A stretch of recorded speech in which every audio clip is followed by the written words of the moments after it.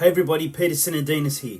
Have you ever met someone who truly embodies professionalism? Someone who has it all, traits like flexibility, ethics, self-awareness, ownership, respect, even preparation. It's rare, isn't it? Some might even say it's impossible to tick all those boxes, but here's the real question. What if you could? What if you could break it down, unpack it, and unlock it so you could take a serious crack at mastering it? In the last 12 months, I've seen firsthand why professionalism really needs to be highlighted and brought into the light again. It's also funny that my brother and I chose to really talk about this topic when taking a long drive to a relative's place a couple of weeks ago.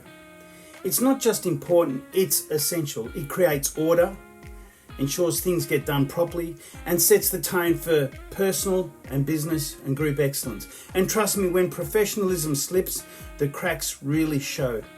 Just look around you.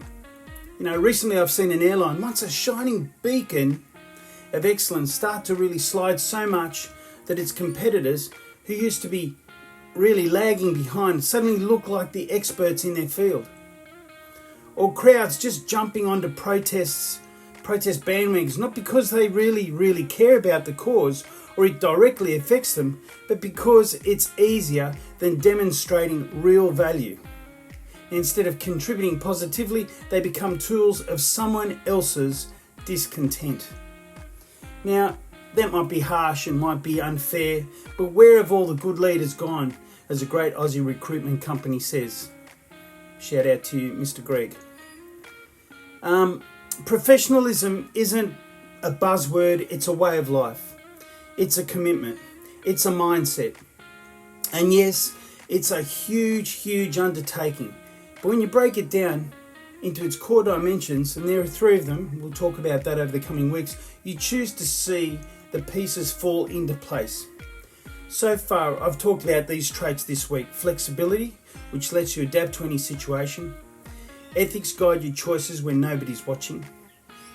Self-awareness is all about shining a light on your strengths and weaknesses. Ownership really means taking full responsibility for every action you have or make. Respect builds trust and meaningful connections. And lastly, preparation. That's the bedrock of success. So, I know what you might be saying or thinking, Pete, you're talking a lot about it. Mate, just get out there and do it. Well, you know what? You're not wrong. Action is everything. The Marines often say implement and refine. But having a guide to reflect on and steady your journey is critical. That's not a crunch, it's a lifeline. I've learned this the hard way. Professionalism is a real journey, not a destination. Stick with me, dive deep into these principles, and they won't hold you back. They'll launch you forward. And guess what? You might just surprise yourself with how far you can go. So let's keep going. The best is yet to come.